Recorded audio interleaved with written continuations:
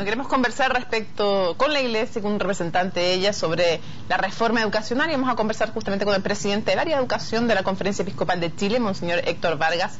Monseñor, gracias por acompañarnos. Y lo primero que le queremos preguntar, si usted pudiera resumir en una frase lo mejor y lo peor de la reforma.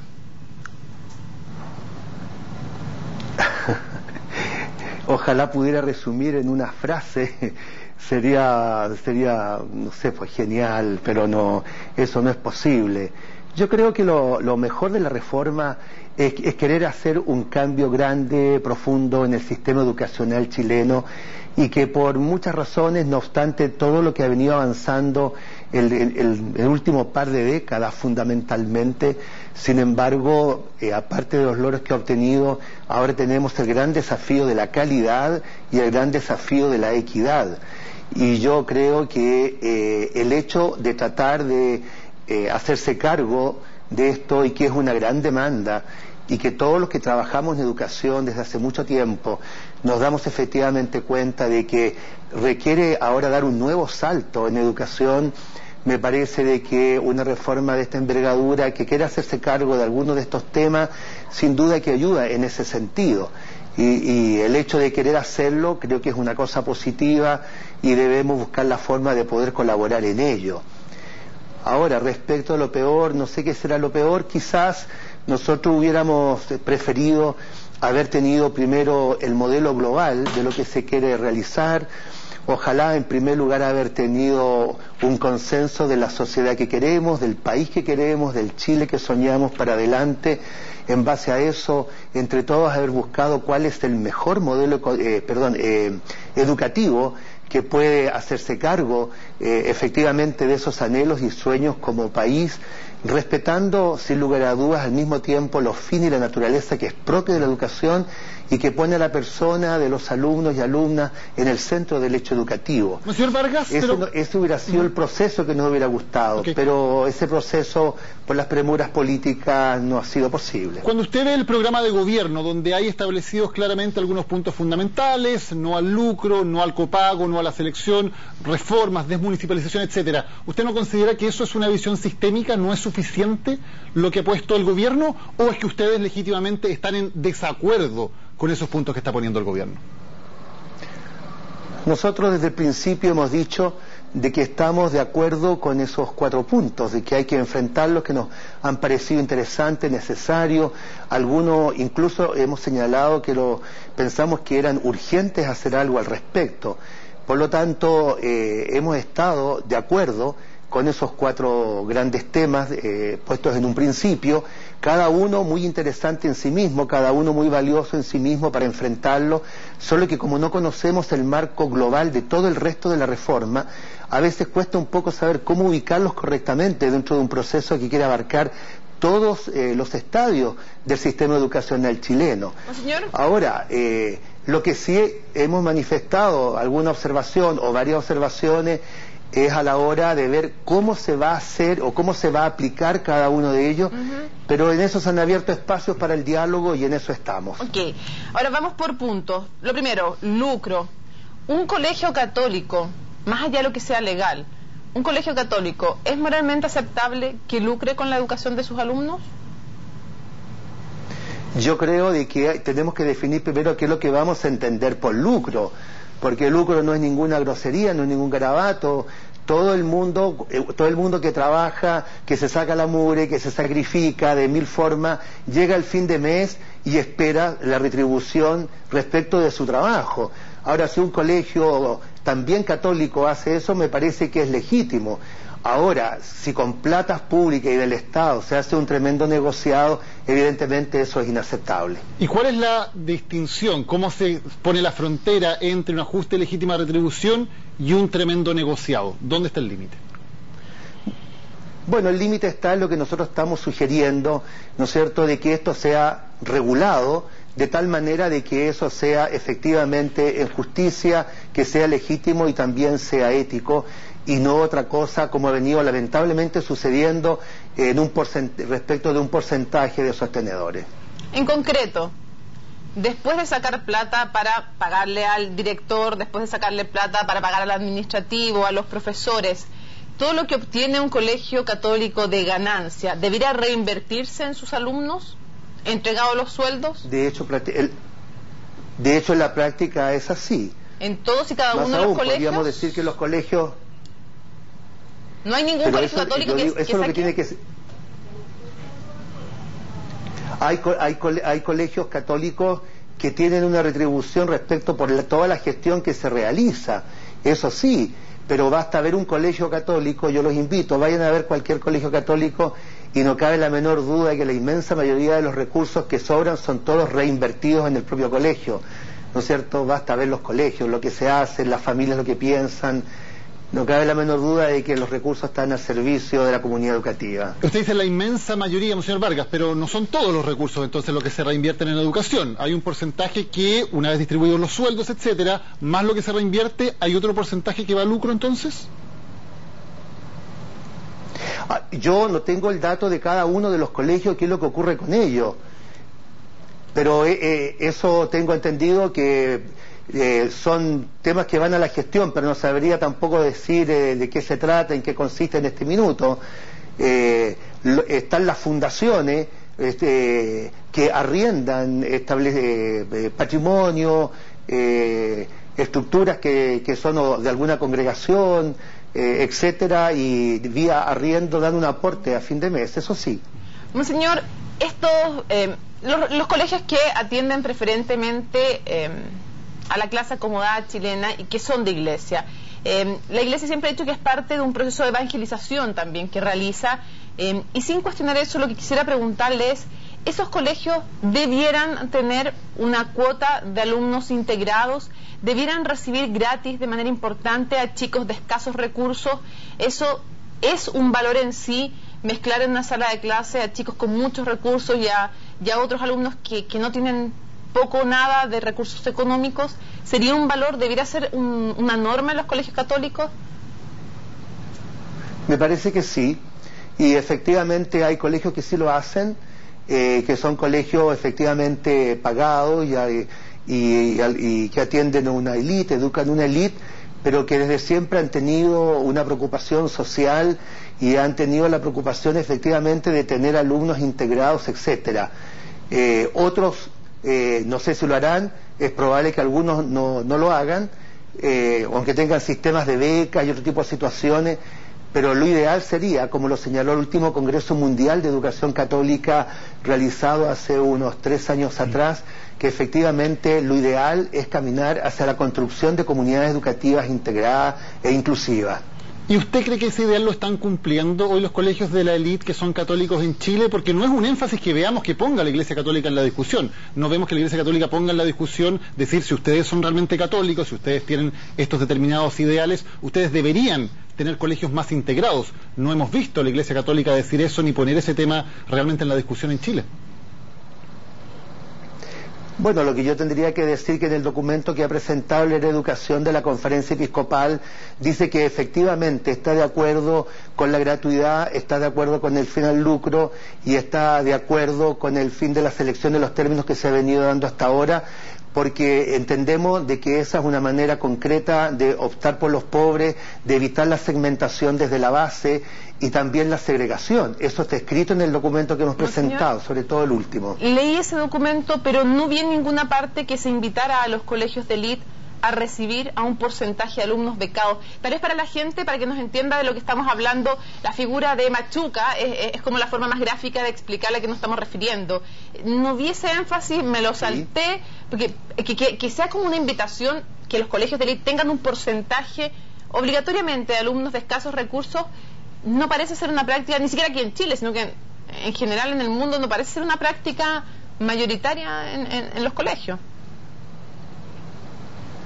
Yo diría que los colegios de las congregaciones religiosas que educan élite han tenido siempre una preocupación social muy importante, no solamente respecto del tipo de alumnos y buscar fórmula. Bueno, los alumnos becados, evidentemente, esa es una opción por chiquillos de condición social más humilde y sencilla, y que no están en condiciones por sí solos, sus familias, de cancelar los montos que tienen los colegios que son pagados. pero hay sistemas de distinto tipo para integrar. Ahora, yo los porcentajes no los manejo en este minuto, pero sería interesante averiguarlo en concreto, evidentemente. Pero es una preocupación que ha estado desde siempre, sobre todo una época en que la subvención no existía y que todos los colegios que no eran públicos tenían que ser pagados, y las congregaciones hacían unos esfuerzos pero muy grandes para que efectivamente pudieran entrar chiquillos y familias de condición más humilde y sencilla. Monseñor Vargas, hablemos del tema de lo que fueron los colegios, que son los colegios, por ejemplo, que cuando vino el sistema del financiamiento compartido, muchos colegios de congregaciones religiosas que eran pagados, y algunos muy bien pagados, encontraron que esta era una oportunidad de poder abrirse a familias de condición más sencilla y de clase media, y por eso dejaron de ser pagados de un costo en esa época de unos 200.000 y pasaron a 40.000 pesos mensuales. Estoy hablando de 12, 14 años atrás, y eso permitió que muchas familias de condición de clase media y sencilla pudieran ingresar efectivamente a los colegios. Esa fue una opción de congregaciones enteras. Hablemos de la selección. En opinión de ustedes, ¿un colegio debe tener el derecho, cuando hay una cantidad de alumnos que están interesados en entrar en ese colegio, que es más que los cupos que hay, ese colegio debe tener la facultad para elegir cuáles son los alumnos que quedan dentro y cuáles son los alumnos que quedan fuera? No, nosotros no hemos dicho eso y no lo estamos planteando tampoco. Lo que nosotros estamos planteando de que el tema de la admisión de los alumnos pueda continuar en manos de los colegios, evitando esta plataforma virtual, este internet, para evitar que los chiquillos ingresen o no en base a la fortuna, en base a la suerte, sino que efectivamente esto pudiera quedar en los colegios, porque las familias quieren ver rostros, quieren ver personas, quieren saber cómo se llama el profesor, el director, etcétera, pero que estos procesos de admisión no sean discriminatorios respecto ni de la condición social, ni familiar, ni económica, ni por rendimiento, pero que sí se aseguren cupos mínimos regulados por norma respecto de alumnos preferentes, prioritarios y también de alumnos meritorios. Ahora hablemos un poco de eso también, monseñor. Obviamente que cuando hay más demanda que oferta, porque si no rige esta cosa la selección. Debiera haber igualdad de oportunidades, por ejemplo, si es que la familia se compromete evidentemente a adscribir plenamente a un proyecto educacional. El que una familia sea, no sé, de padres separados y la otra, los padres no estén separados, o el tema de que una familia, los padres sean ateos y el otro sean religiosos. Si todos adscriben al proyecto educativo y están dispuestos a participar de él, ¿debiera esa condición ser un elemento que se considere a la hora de seleccionar? No, en absoluto. Y de hecho ya hoy día no lo es así en la gran mayoría de los colegios, porque si los alumnos en las escuelas católicas en general en Chile tuvieran el criterio de decir, mire, usted tiene los padres separados, no puede entrar al colegio, yo creo que las escuelas católicas del país en este minuto, antes de esta reforma, podrían perder hasta el 30 al 40% de la matrícula. Monseñor Vargas, pero si entonces no hay la intención de hacer ningún tipo de selección, hay la intención de darle las mismas oportunidades a todos los niños para que puedan entrar a estos colegios, ¿por qué se oponen tan fuertemente, y Monseñor Esati lo decía el fin de semana en el diario El Mercurio, al tema del sorteo? ¿No es lo más justo si hay una cantidad mayor de alumnos que quieren entrar, ustedes no quieren discriminar unos con los otros? Bueno, que haya un sorteo y hay una manera transparente de decir quiénes pueden entrar y quiénes no. ¿Por qué no decidirlo así? Es que yo creo, es muy difícil pensar en un sistema educacional que no es una fábrica, que no es una empresa, etcétera, que está basada en un profundo humanismo, y el futuro de la suerte de un niño, de una niña, lo juegue una tómbola. Eso no es digno, por ninguna parte es digno, no lo podemos aceptar de esa manera. Monseñor Vargas, en cambio perfectamente se puede hacer. Necesitábamos aquí, pueden entrar 50 niños. Mire, entonces de los 50 niños, ¿qué le parece, por decir un nombre, que sean 20 prioritarios, tantos porcentajes de preferentes y tantos también por alumnos meritorios, que son chiquillos de condiciones a veces tan sencillas, tan humildes. Los papás han sacado la mugre trabajando para que el niño estudie, para que vaya adelante, tenga buenas notas, cuando llega a la enseñanza media quiere postular y al final se encuentra con una suerte de sorteo que nadie sabe dónde va a terminar. Entonces ¿por qué a los colegios emblemáticos se les está permitiendo hasta este minuto y solo a ellos poder, ¿no es cierto?, abrirle las puertas a los mejores alumnos de los colegios de la comuna respectiva? ¿Y por qué eso no lo pueden hacer todos los colegios del país para que una cantidad más grande de chiquillos meritorios que realmente tengan una posibilidad, junto con los prioritarios y los preferentes? Basta establecer porcentajes y eso nos parece mucho más racional, más humano y también más justo. Ok, Monseñor Vargas, pero para entender su idea, por ejemplo, si ustedes dicen va a haber 20 cupos para alumnos preferentes, llegan 40 alumnos preferentes al colegio. ¿No es más justo entre esos 40, que hay 20 cupos para ellos, hacer un sorteo y no elegir a dedo los 20 que quedan fuera y los 20 que quedan dentro? Bueno, es una posibilidad que se puede hacer dentro del mismo colegio, esa realidad concreta. Lo que nosotros estamos hablando es de esta plataforma virtual de características casi universal, que es tan difícil cómo se maneja, cómo se hace, pero ya esto al interior de un colegio sería bastante más sencillo manejarlo. Se puede hacer de esa manera, también se puede hacer de otras en realidad, la que sea mejor. Monseñor, ¿cómo se entiende? Sobre todo pensando en los niños. ¿Cómo se entiende, monseñor, que buena parte de los colegios católicos es aceptable que no reciban a chicos con necesidades educativas especiales? Porque eso es una realidad hoy en día en los colegios católicos, así como otros que no son católicos, pero como estoy hablando con usted, se lo pregunto por eso usted. ¿Es aceptable, es fiel a la doctrina católica no aceptar a un alumno con necesidades educativas especiales y no tener las adaptaciones necesarias para poder aceptarlo en buenas condiciones?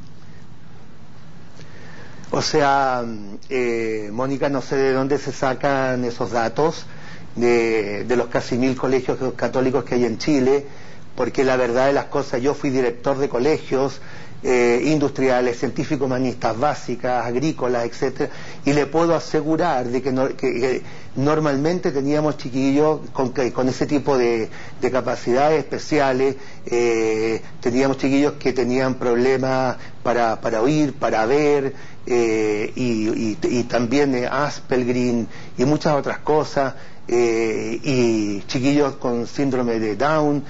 Y la verdad que es impresionante cómo se integran y es impresionante cómo el resto de los chiquillos los acogen, los aprecian, los acompañan y en realidad todos ganan. Es una cosa muy interesante. No puedo estar más ahora, de acuerdo. Si eso ocurre en la totalidad de los colegios, yo tampoco le puedo decir ahora, porque son muchos colegios, habría que ir a ver en concreto.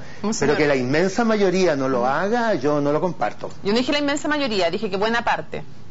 Pero en todo caso, más allá, le transformo la pregunta. ¿Es aceptable que siquiera un colegio católico no acepte a jóvenes con necesidades educativas especiales? ¿Es aceptable eso? Yo creo que eso no es aceptable. Si alguien lo hace, es algo que no podemos compartir, a no ser que tenga razones que habría que ver cuáles son. A veces exige tener profesionales determinados, especialistas, etcétera. Eso requiere recursos especiales y también requiere de toda una tecnología pedagógica, didáctica, etcétera, y que algunos colegios a veces no tienen los recursos porque son colegios a veces muy sencillos como para eso. Pero tengo entendido que eso ya pronto no debería ser una objeción, porque tengo entendido que eso se va a apoyar de manera muy grande. Pero aparte de eso, yo no veo razones para decir que no a una persona por el solo hecho de tener dificultades de esta naturaleza. Lo consideraríamos inaceptable, evidentemente. Monseñor, muchísimas gracias por habernos acompañado en CNN Chile. A usted, por Mónica, Daniel, buenas noches. Buenas noches.